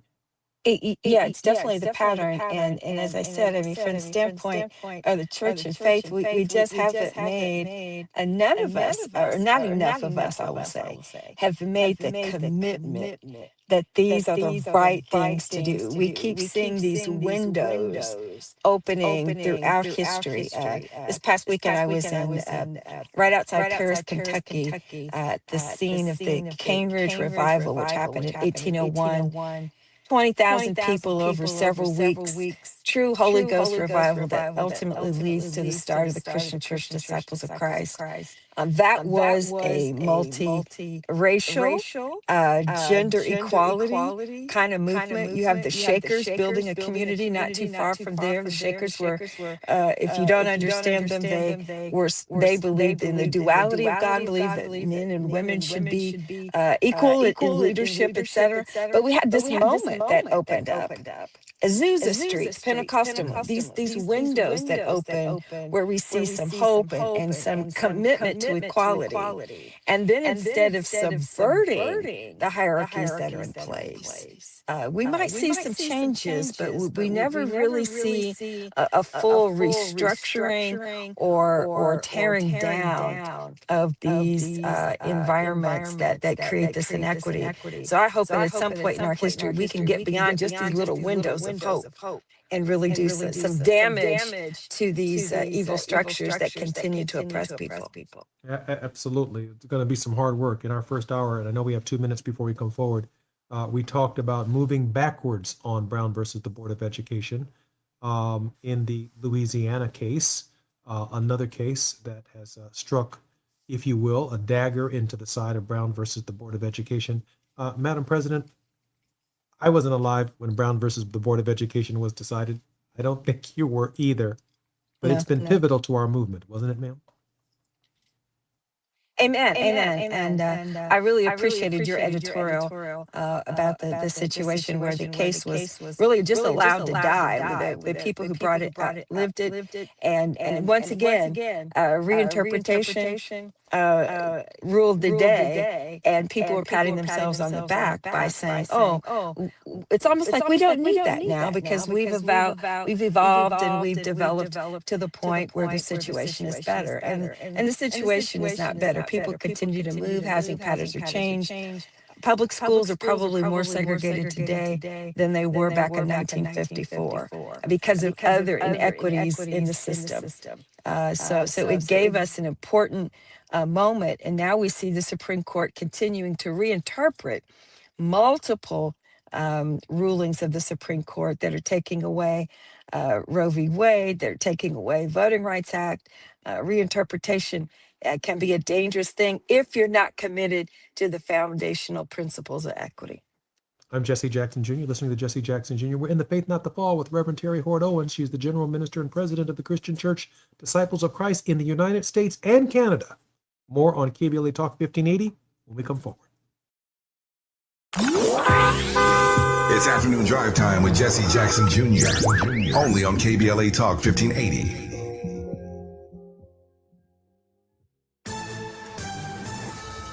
Amber Payton with BIN News Now. President Trump is signing an executive order changing the childhood vaccine schedule, including separating the MMR vaccine into 3 shots and spreading immunizations across multiple visits. Effective immediately, my administration is recognizing gold standard childhood. The administration is also calling for more research into possible environmental factors behind rising autism diagnosis. North Carolina Central University has officially opened its new Artificial Intelligence Institute. NCCU says the center is the first AI institute of its kind at any HBCU in the nation. And jury selection is underway in Las Vegas in the murder trial of Dwayne Keefe D. Davis, accused of orchestrating the 1996 killing of Tupac Shakur. Prosecutors have submitted a potential witness list with more than 200 names. Davis faces life in prison without parole if convicted. Get BIN News Now on demand 24/7 on the iHeartRadio app. Recall 67A mobile appointments are now available in your area. We come to you quick, easy, and under an hour. Complete the recall to get $500 plus a warranty worth thousands. Schedule today at CummonsRecall.com. This is the KBLA Sports Minute with Ray Richardson. The Dodgers have generated some sad numbers over the past 2 weeks. Their 4-2 loss Sunday at Arizona capped a 1-5 road trip. The Dodgers are 1-8 in their last 9 games, and they are 5-10 since hanging out with Trump at the White House on July 23rd. The Dodgers are back home tonight to start a 3-game series against the Kansas City Royals. The Rams expect to have an answer later this week from defensive tackle Aaron Donald on whether he's coming out of retirement to rejoin the team. The 35-year-old Donald has been working out at the Rams facility. Rams head coach Sean McVay has not put a deadline on Donald to make a decision, although it appears Donald is getting close. The 10-time Pro Bowler retired after the 2024 season. NFL sources claim Donald wants to be sure he can play at a high level before telling McVay he's ready. Stay tuned. No debates, no speculation, just the info you need. That's your KBLA Sports Minute. I'm Ray Richardson on KBLA Talk 1580. We don't do ordinary. This is KBLA Talk 1580. Number 14. That's where Talkers Magazine ranked Tavis Smiley on their Heavy 100 list of the 100 most important talk radio hosts in America. Join Tavis weekdays, 9 a.m. to noon or 9 p.m. to midnight, only on KBLA Talk 1580. There is no denying that we've always been the conscience of this country. KBLA Talk 1580 is progressive talk radio built for our community, by our community, and with hosts who look like you, live near you, and care about what you care about. 50,000 watts of truth right here in Southern California. KBLA Talk 1580. Listen live on your AM radio dial at 1580 or stream us live on our KBLA1580.com website or on our free KBLA 1580 app. Unapologetically progressive. This summer, the Honey Pepper Pimento Chicken Sandwich and Pineapple Dragon Fruit and Sprite are back at Chick-fil-A. Girl, it's back. We've been waiting. I love that honey pepper pimento sandwich. And that pineapple dragon fruit and Sprite is everything. It's got that razzle dazzle that makes you stop and say, okay, wait a minute. I love the creaminess of the pimento cheese. It's savory, it's bold, it's flavorful. Our faves are back. I found girl. Which fan favorite will you choose? Real customers paid for their testimonials.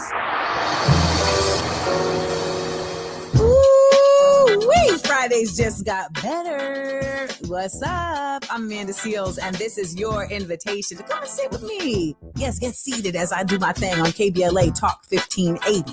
We're talking noon to 2 p.m., then back again 4 to 6 p.m. Same day, same station. Bring your opinions, because you know I'm going to have mine. Bring your questions, because you know I got answers. And bring yourself, because, baby, we want you to be authentic at all times. Fridays on KBLA Talk 1580. I'll be waiting.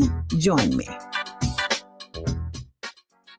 What's good, KBLA delegation? I am Miles Lowe, and I'm excited to be joining the weekend lineup right here on KBLA Talk 1580. Join me every Saturday at 12 noon for the Do Better Show, where we get into the world of tech, AI, the creator economy, navigating your mental health through it all, and have conversations with founders to find out how real people are making real money right now. It's not a course, not a subscription. Class is in session every weekend, live on the air. So if you knew better, you do better, right? So let's make a better you. The Do Better Show, every Saturday, 12 noon, replaying again at 7 p.m. right here on Unapologetically Progressive KBLA Talk 1580. We got a lot to talk.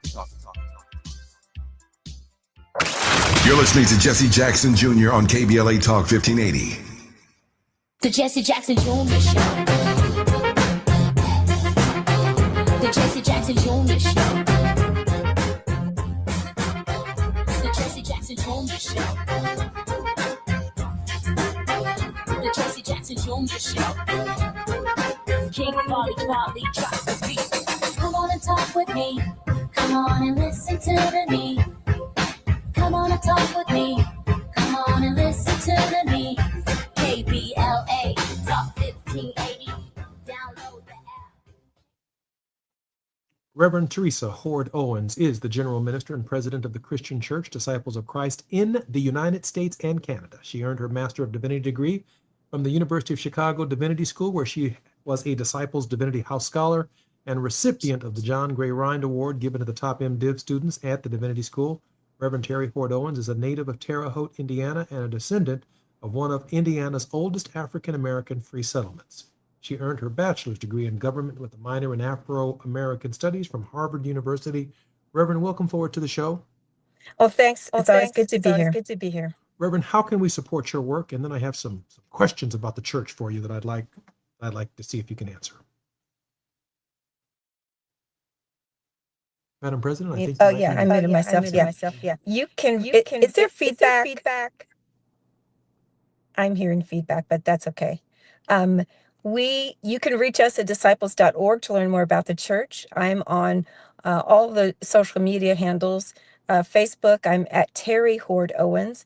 Substack, I'm at T Hord Owens. Instagram at T Hord Owens. Those are places. My book is available, Staying at the Table, Being the Church We Say We Are.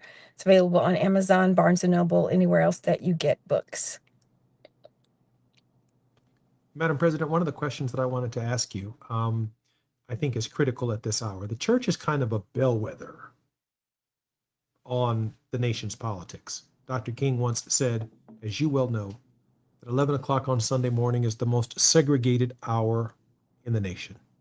Now, you represent one of the most diverse congregations and membership anywhere in the United States and maybe even in the world. Let me state that clearly on the front side. Is this segregation problem, when we look at the case in Louisiana, when we look at the direction of education and the challenges to Brown versus the Board of Education, is it getting any better at the spiritual level, or is it more of the same? Is it getting worse? I wish that I could say that it is getting better. I think we, like most mainline Protestant denominations, we are, by the numbers, we have more Blacks, Hispanics, and Asians as a percentage of our total population than any of the other mainline denominations. But our congregations are still very segregated. 11 o'clock, 10, 10:30, whatever that hour is on Sunday, remains the most segregated hour in America. And the disciples are still more dense in terms of where our congregations are, kind of in the heart of the nation. In many of the states that we would label red states, we still don't have many multicultural congregations. That said, when we gather as a denomination, I think we've made real strides as a denomination to ensure at least representation among the leadership. I mean, I'm, the first person of color elected in 2017 lets us know that we've only made so many strides. And even though we have representation is better, I would still say that we have a lot of work to do to fight against structural racism, even in our own processes. The patriarchy and the somewhat patronizing approach that people can take. I've been fighting this sort of post-racial assumption that, we've elected a Black woman as general minister. And so therefore, we've done the racism work. We've done that. We don't need to do this training and have these conversations. And we don't need the structures that we have in our search processes to ensure that we get equitable pools of people and that we can look at implicit bias, et cetera. So it's still very much a struggle. And as I said earlier, it's a soul issue. It's a spirit issue. There are too many people in churches who are there because they like the social and the social aspect of it. They want to maybe do a good project here and there, but they're not really sold out to the hard work of being who Jesus said we need to be. And that's true even in institutional churches. But Madam President, you have had some successes. Yes, we've had some success. Obviously, you stand as a witness, a personal witness to the successes of a formula that's had to have worked. It's obviously the disciples have obviously held their arms open, have been open-minded to what may or may not be their own institutional shortcomings. My question for you is, clearly there are other denominations and clearly there are other churches that don't have the same level of open-mindedness or the aggressive, if you will, willingness to reach out. What advice would you give to these churches as you make the case, not only in the spiritual realm of our understanding, but obviously it has broader implications for when we leave church on Sunday morning and we interact in society? I think one of the things that the disciples did was that they, and we're a very egalitarian church. I'm the general minister and president. I'm sort of the equivalent of the presiding bishop. I don't get to pound the gavel and make everything appear the way I want. So, in a very egalitarian way, they voted to make this a priority as far back as the 1960s. They decided as a denomination that addressing poverty was going to be one of the first ways in which they would address racism. And institutionally, there are processes that demand accountability. If there have been inequitable practices in, I don't know, searches for certain ministry positions, there's a process by which you can appeal to a governing body within the church if you believe that there's been some level of racial discrimination. Our clergy have to get ongoing, continuing education, not only around healthy boundaries, but also around racism and implicit bias. So we've created some means of accountability within the life of the church. And even though we have congregational polity, congregations don't have to do any of this. But if you want to be recognized as a clergy person within our denomination, whatever your congregation thinks, you're going to have to be accountable to some ongoing training and conversation. And by and large, those who are more active at the denominational level and the congregations that come to our general assemblies and pass resolutions to take stands on social issues, those folks are more engaged and therefore more educated. We just started a practice on our General Assembly online where we're breaking into small groups and meeting every year and talking about key issues that we think the church needs to address. Our issues this year, just a month ago, were what are we going to do about poverty and the issue around healthcare? And we had folks talking and discussing and thinking about it. And so we're trying to create ways where we're inviting the church to think and discuss and learn how to have the hard conversations, but within our institutions, also creating points of accountability and processes by which we can hold each other accountable. We can say all these things, but we have to hold each other accountable. I was going to say that one of the obvious lessons is you all practice democracy. You have a voting system in your churches. And in the Black church, we don't practice democracy. We believe in the civil religion. I mean, we ain't got no problem going to vote. The politicians come speak on Sunday morning, but we don't believe in no democracy in the Black church. No, maybe after we kick the pastor out, we'll vote on beginning a process to find a new pastor. But once we have a pastor, this is not a democracy. It's kind of a quasi-authoritarianism. And I'm not knocking it because, stony the road we've tried. It has seen us through something. But, this isn't democracy through and through. And so we still don't let women in the pulpit because there are more women in some of these churches than there are men, and they would outvote us if they could hear from a sister every now and again. Anyway, more on some of the lesson learned. I'm Jesse Jackson Jr., listening to KBLA Talk 1580. We're with Reverend Terry Hord Owens. More right here on The Faith Not the Fall in just a moment. While you're stuck in traffic, we can at least bring you up to speed on the news of the day. You're listening to Jesse Jackson Jr. only on KBLA Talk 1580.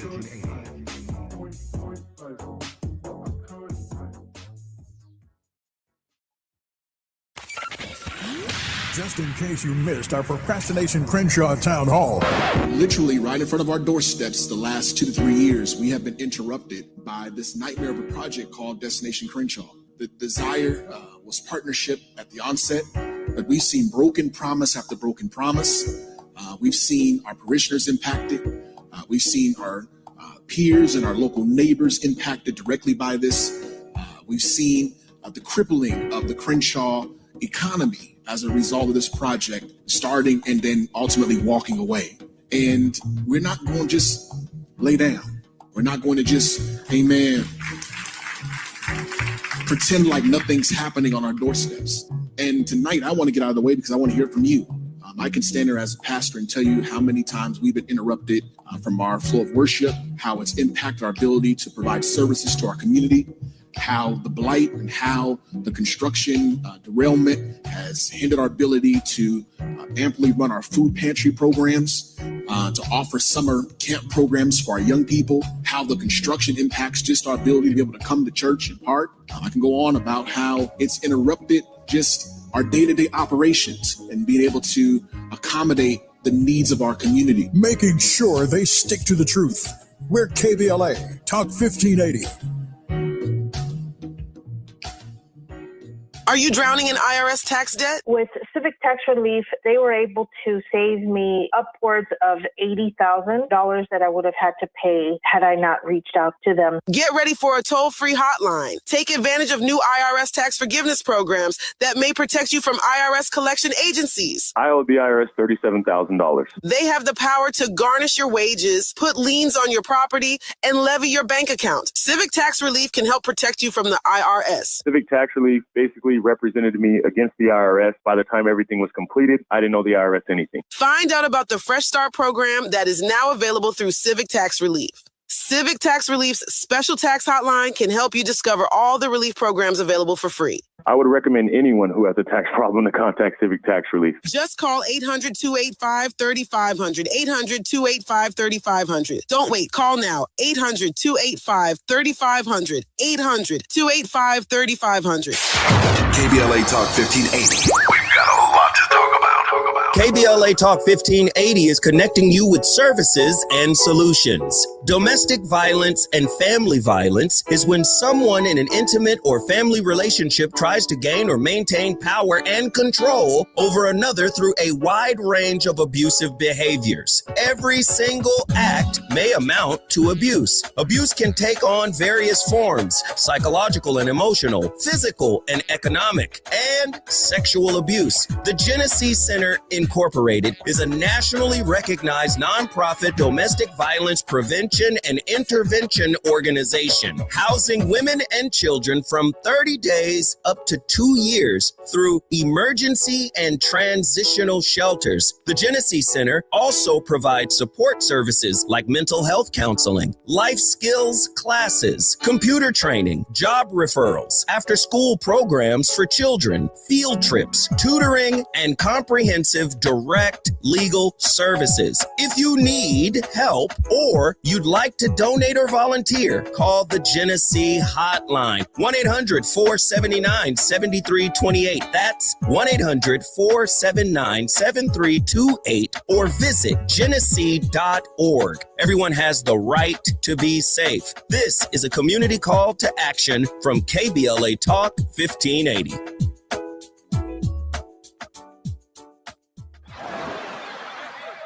Hear that? That's the sound of your life. Perfectly imperfect. Beating in rhythm to the world you've created. But every time you drive after drinking, music gets drowned out. Your life sounds pretty great. Don't let a buzz ruin it. Buzz driving is drunk driving. Don't drive buzzed. A message from Nitsa and the Ad Council. Onyx, I keep having stomach issues. Please make me a doctor's appointment. Okay, are you suffering from diarrhea, bloating, gas, or oily stools? If so, you may want to ask your doctor if it could actually be a problem with your pancreas, called exocrine pancreatic insufficiency, or EPI. My pancreas? How is EPI treated? A prescription medicine like Creon, pancrelipase, is used to treat people who can't digest food normally because their pancreas doesn't make enough enzymes. Creon is the #1 prescribed treatment for EPI. Creon may increase your chance of fibrosing colonopathy, a rare bowel disorder. Tell your doctor if you have a history of intestinal blockage or scarring or thickening of your bowel wall, if you are allergic to pork, or if you have gout, kidney problems, or worsening of painful swollen joints. Call your doctor if you have any unusual or severe gastrointestinal symptoms or allergic reactions. Take Creon as directed by your doctor, and always with food. Do not chew capsules, as this may cause mouth irritation. Other side effects may include blood sugar changes, gas, dizziness, sore throat, and cough. These are not all the side effects of Creon. You can learn more at 1-800-633-9110. Before your appointment, visit creoninfo.com. That's CREON info.com. Now back to more of Jesse Jackson Jr. on KBLA Talk 1580. The Jesse Jackson Jr. Show. The Jesse Jackson Jr. Show.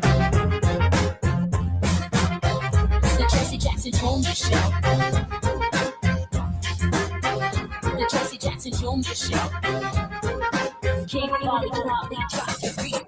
Come on and talk to me. Come on and listen to me. Come on and talk with me. Come on and listen to me. KBLA. I'm Jesse Jackson Jr. Welcome forward to the Jesse Jackson Jr. Show on KBLA Talk 1580. Reverend Terry Howard Owens is the General Minister and President of the Christian Church, Disciples of Christ in the United States and Canada. In keeping with the Disciples' historic commitment to Christian unity, she serves in leadership at the National Council of Churches and as Treasurer of the Governing Board and a member of the World Council of Churches Central Committee. She is a major voice in the justice space. Madam President, welcome forward to the Jesse Jackson Jr. Show. Oh, good to be here with you. Madam President, speaking of justice, Todd Blanche today was confirmed as the Attorney General of the United States. We began this show by talking about definitions. We see the EEOC no longer fighting for women, Equal Employment Opportunity Commission. In fact, 300,000 women lost their jobs in the first couple of weeks, mostly Black women, from the federal government. We see the EEOC standing on the side of white male plaintiffs, arguing that they have been racially discriminated or denied an opportunity that the law clearly had provided for the most qualified, in fact, overqualified people of color and those who are represented by disparate groups. In this justice space, what does the confirmation of Todd Blanche mean to you? It's a betrayal of the very idea of justice, I think, given the way in which it's been documented that he has violated the law on every turn. He's still fighting litigation for his failure to meet the stipulations of the Epstein Transparency Act, for example. But the way in which he has violated law, even representing the president as his personal attorney, the history of the Justice Department under Trump, they started out by getting rid of the Inspector General positions, those who were the independent voices and independent watchdogs. So the independence of the Department of Justice has certainly been now almost enshrined with each pick that Trump makes. And just as you thought that some of the Republican senators were actually going to vote no, even though some of them politically have no more to lose, they voted yes. So again, I asked the question, something was more important to you than the rule of law. And I really hope the American people are asking themselves this question, why did you vote in this way and continue to hold both elected officials and their parties accountable? It's just a travesty in justice when we can no longer almost trust the courts, the ones that we count on to interpret and insist on the constitutional interpretation of the law. It's literally letting the fox into the hen house. It blows the mind that this is happening. It just really blows the mind. Just when you think it can't get any worse, it does. Madam President, do you think that those Republicans in the Senate were concerned at all about a weaponized DOJ, even for those senators who no longer have a reason not to show some level of profile and courage by opposing Todd Blanche, just another minion of the President of the United States, in an agency that was once independent? No, I don't think. I think we're still talking about a soul issue where people don't have the courage simply to do what's right. Who knows what plans some of the senators who were primaried out of their positions have, but even in what they were demanding of Todd Blanche, to put in writing that slush fund would go away, they never questioned this crazy immunity with the IRS and tax bills that was another part of the agreement. There was no holding to account, demolishing and dismantling that whole agreement.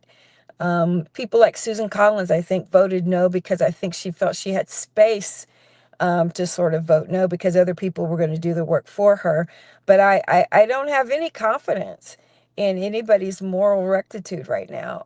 There's clearly something else that's going on. Racism in America is still alive and well. The class of those who make more money than others of us are still looking for those provisions and those privileges, and that's still more important, sadly, than the health and well-being of so many Americans. Madam President, one of the issues I wanted to talk with you about, but I know that the hour draws near, and I do want to give you an opportunity for that word of hope. So many of our primaries right now are really being cast as the DSA is too far to the left, the DSA is too far to the left. They're making some outrageous claims, and from my perspective, some of them are.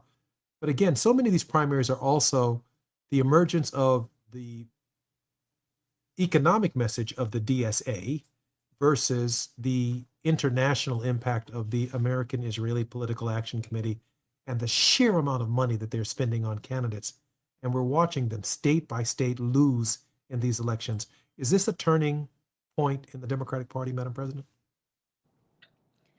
I think it is, and I think everybody better wake up and quit worrying about what labels people are using to frame their candidacies and look at the values and the issues that they're campaigning on. We have to get down to serious business and agree that the issues are the issues, the values are the values. And I think the word of hope comes when the American people will show up and participate and say, this is what we need, this is what we want. I don't care what your label is. I need you to be fighting for me. And I think this is a turning point for the Democratic Party. And the Democratic Party needs to really wake up and smell the coffee and pay more attention to all the people, not just the paying people. I appreciate that, Madam President. Looking forward to seeing you next Monday. See you next time. Thank you so much for all of your service. She is the General Minister and President of the Christian Church Disciples of Christ in the United States and Canada. I'm Jesse Jackson Jr. You've been listening to the Jesse Jackson Jr. Show on KBLA Talk 1580. When we hear each other again tomorrow, it will be Tenacious Tuesday. More on KBLA Talk 1580 when we come forward.